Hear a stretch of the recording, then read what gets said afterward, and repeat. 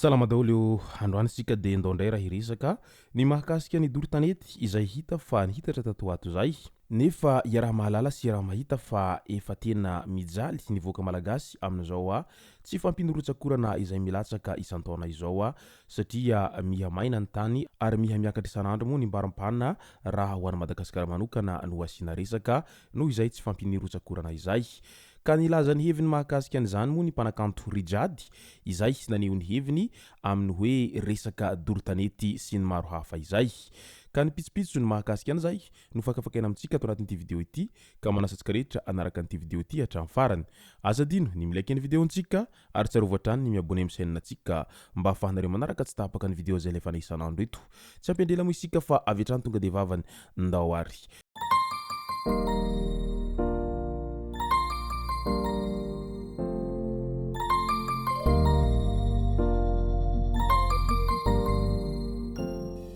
Familo dirantsika amin'izay pisipiso ny mahakasika ny fanehoan-kevitry ny mpanakanto Rijady zay dia andao aloha ho fantarintsika ireto tsara ho fantatra manaraka ireto. Any Toamasina toy ny ilay raharaha fisolokiana box miami izay mitentina 520 tapitrisa ariary. Fantatra fa pastora avy amin'ny fiangonana Zandiny iray sy ny tompon'andraikitra misa telo samy manana andraikitra ambony ao amin'ny komina ambonivohitry ny Toamasina no hiakatra fitsarana ambony ao Toamasina indray amin'ity androandroany ity.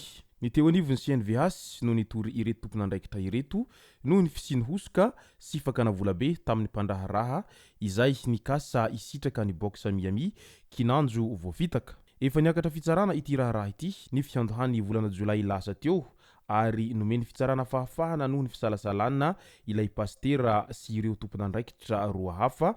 Ny iray kosa nahazo sazy miantona miampy-lamandy 20 tapitrisa ariary. Mbola tsy tafaverina amin'ny tompony kosa ilay volabe izay mitentina 520 tapitrisa ariary izay voasolokin'izy ireo.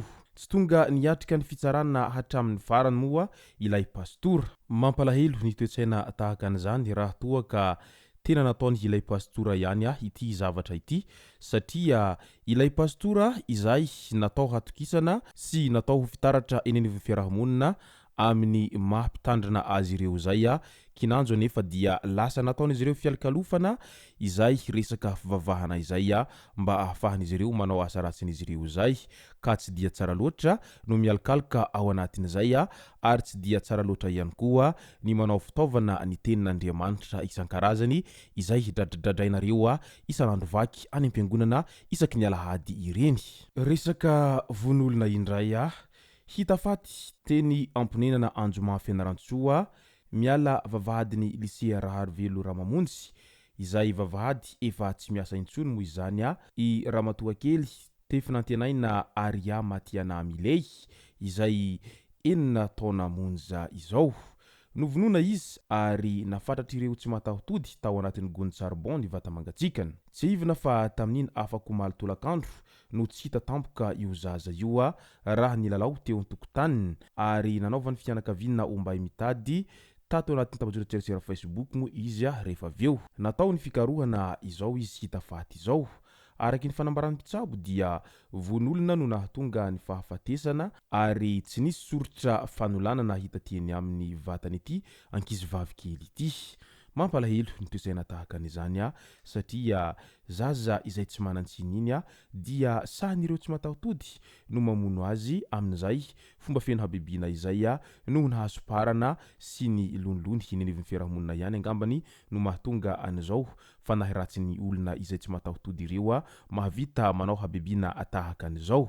Ka dia mirary finonana feno ho an'ny fianakaviana manamanjo izay avy ety Moatahoata Gasy ainganika ho tsara levenina ny maty ary aza misosoka alahelo intsony. Fa ho an'ireo izay tsy mataho-tody nahavandoza kosa dia ainganika mba ho tratra izy ireo ary mba hampiarana ny lalàna farak' izay mafy. Any andapa indray ny eo amin'izay mahakasika vonolona izay hatrany reny mpianakaviana iray no maty ny vonoam-badiny tamin'ny fomba feno habibiana ny 5 Novambra lasa teo tany Ambatoharana na Andapatany.